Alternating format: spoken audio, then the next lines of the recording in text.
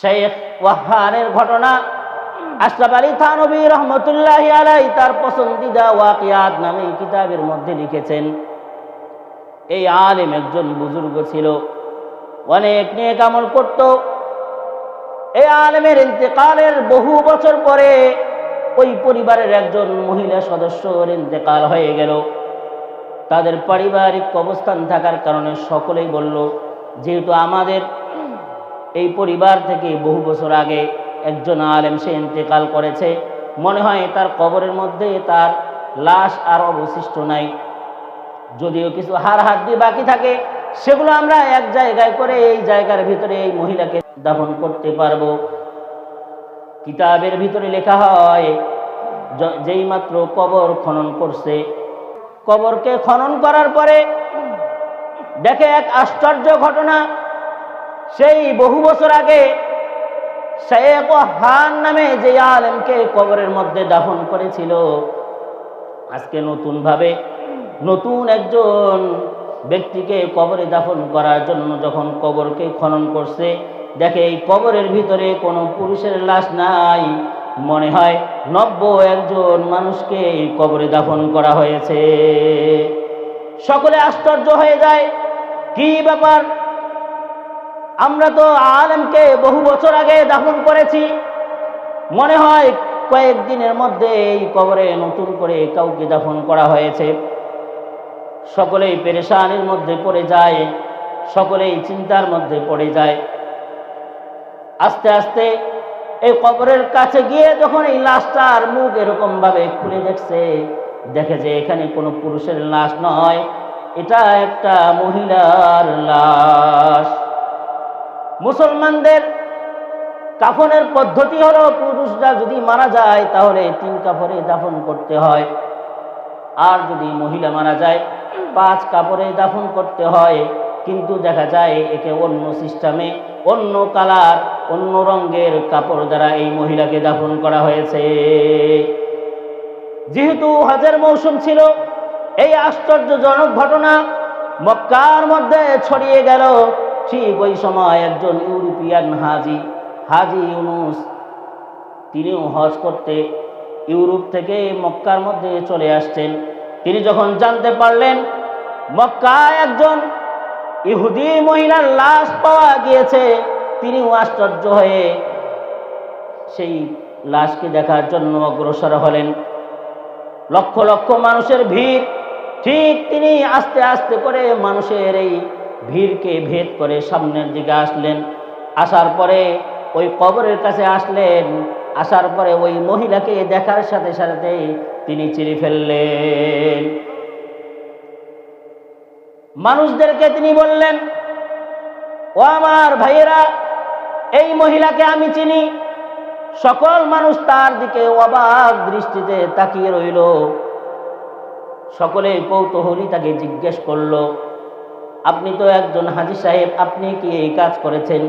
এই কবরের মধ্যে আপনি কি তাকে দাফন করেছেন? হাজী ইউনুস বলে, না, আমি তাকে এই কবরে দাফন করি নাই, কিন্তু এই মহিলাকে আমি ভালো করে চিনি। এই ইউরোপিয়ান একজন ইহুদি মহিলা। তাদেরকে ঘটনা শোনায়, কারগুজারি শোনায় হাজী ইউনুস।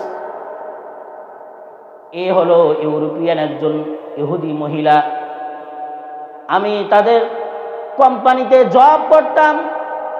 আমার সেই অনুপম চরিত্র দেখে, আমার সুন্দর চরিত্র দেখে সে প্রায় সময় আমাকে জিজ্ঞেস করতো, আপনি কোন ধর্মের অনুসারী, আপনি কোন ধর্ম পালন করেন? আমি তাকে বলি, আমি ইসলাম ধর্ম পালন করি। মহিলা আবার জিজ্ঞেস করে, ইসলাম আপনাদেরকে কি কি শিক্ষা দেয়? হাজী ইউনুস বলে, আমি যখনই সুযোগ পেতাম গোপনে গোপনে মাহাসিনে ইসলাম, অর্থাৎ ইসলামের সৌন্দর্য দিকগুলো তার সামনে আলোচনা করতাম। বলেন সুবহানাল্লাহ। আমার প্রিয় ভাইয়েরা, বর্তমান বিশ্বে আমরা এই যে ইসলাম দেখছি, এই ইসলাম কিন্তু এমনি এমনি আসে নাই। মুসলমানদের চরিত্র দেখে, মুসলমানদের আখলাক দেখে, মুসলমানদের আমল দেখে, মুসলমানদের এই আখলাকগুলো দেখে অন্য ধর্মের অনুসারীরা অনুপ্রেরণা পেয়ে এই ইসলাম ধর্ম গ্রহণ করেন। বলেন সুবহানাল্লাহ। হাজী ইউনূস বলে, প্রায় সময় আমি আমার নবীর সেই আখলাকে আযীম, খুলুকে আযীম, যার কথা আল্লাহ পাক কোরআনে বলেছেন, আমি প্রায় সময় নবীর সেই উত্তম চরিত্রের কথাগুলো তুলে ধরতাম। কারণ আল্লাহ রব্বুল আলামিন বলেছেন, ওয়া ইন্নাকা লাআলা খুলুকিন আযীম।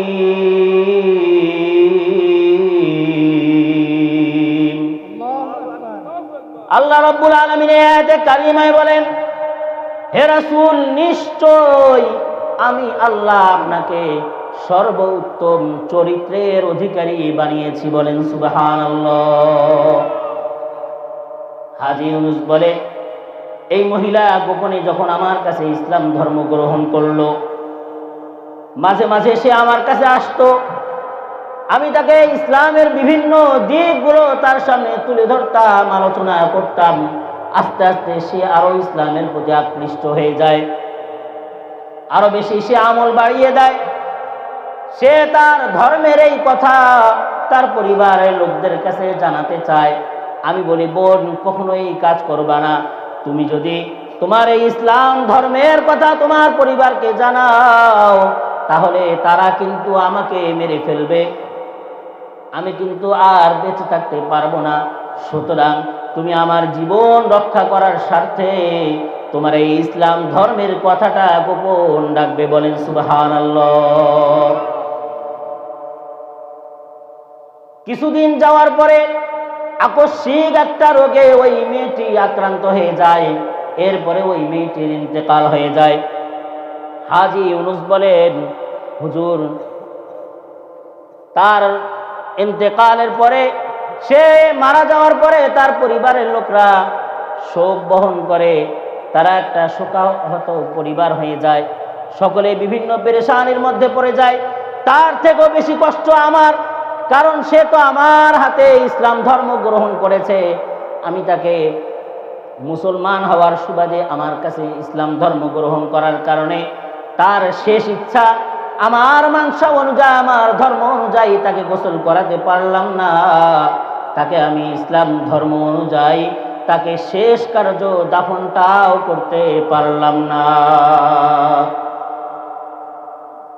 আমার প্রিয় যুবক ভাইয়েরা ও যুবতী বোনেরা, খুব সুন্দর করে আলোচনাটা শুনবেন।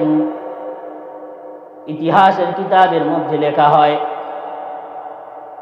এবার হাজী ইউনূস যখন তাদের সামনে এই ঘটনা তুলে ধরছে, এই মহিলা যদিও সে ইহুদি ছিল, কিন্তু মুসলমানদের উত্তম চরিত্র দেখে, উত্তম আখলাক দেখে সে ইসলাম ধর্ম গ্রহণ করেছে।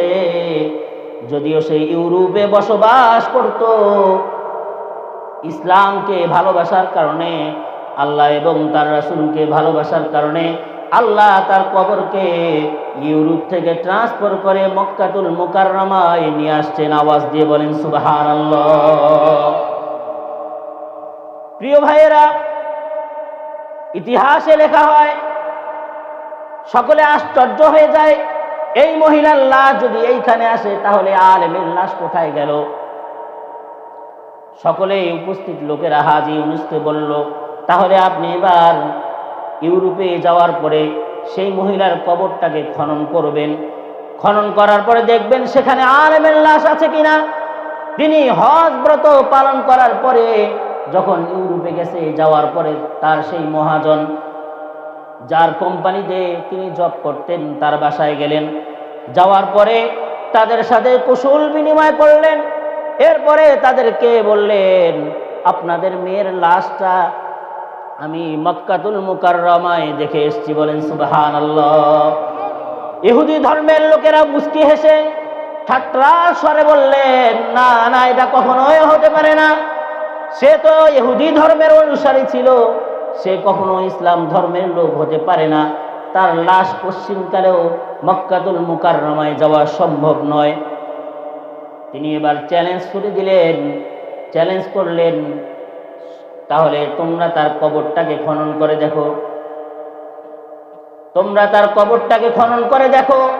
যদি আমার কথা বিশ্বাস না হয়, উপস্থিত ইহুদি লোকেরা তাচ্ছিল্যের সুরে বলল, ঠিক আছে, আমরা তো আপনার এই কথায় রাজি আছি, আমরা আমাদের মেয়ের কবরটাকে খনন করি। তাদেরকে যেইভাবে দাফন করা হয়, তাদের সেই রীতি অনুযায়ী তাদেরকে যেখানে দাফন করা হয়েছে, ওই কবরটাকে খনন করার পরে দেখা গেল ওই আলেমের লাশ এই ইউরোপের ইহুদি মহিলার কবরে দেখা যায়। বলেন নাউজুবিল্লাহ। সকলে আশ্চর্য হয়ে গেল।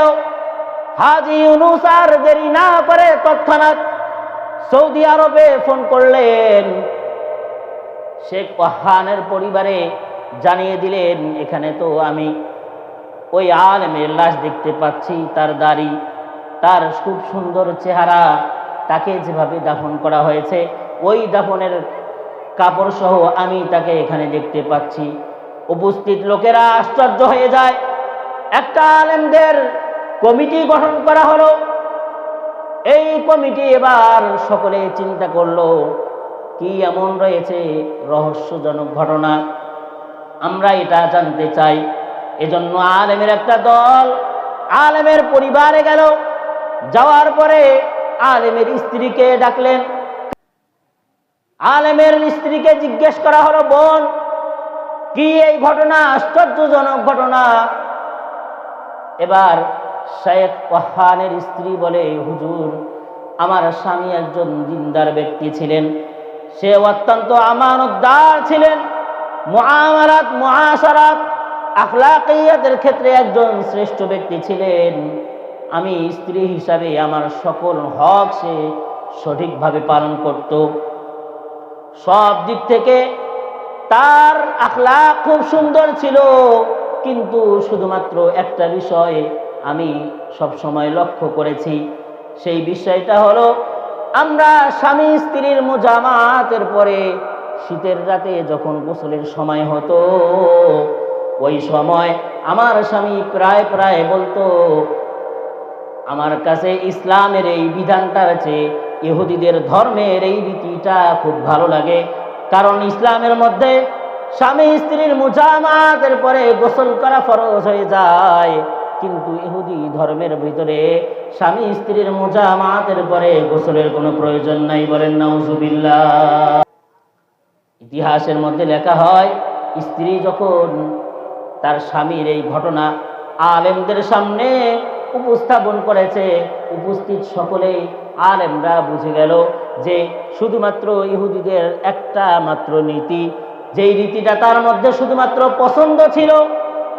যদি সে ইসলাম ধর্ম অনুযায়ী গোসল করত, নামাজ পড়ত, অন্যান্য সকল আমালগুলো সঠিকভাবে পালন করত, কিন্তু ইহুদিদের একটা মাত্র কালচার, মুজামাতের পরে গোসল করা, আলেম হওয়ার পরেও, মুসলমান হওয়ার পরেও অপছন্দ। এজন্য আল্লাহ রব্বুল আলামিন তার কবরকে সৌদি আরবের মক্কাতুল মুকাররমা থেকে ট্রান্সফার করে ইউরোপিয়ান ইহুদির মহিলার কবরের মধ্যে তাকে আল্লাহ দাফন করেছেন। বলেন নাউজুবিল্লাহ।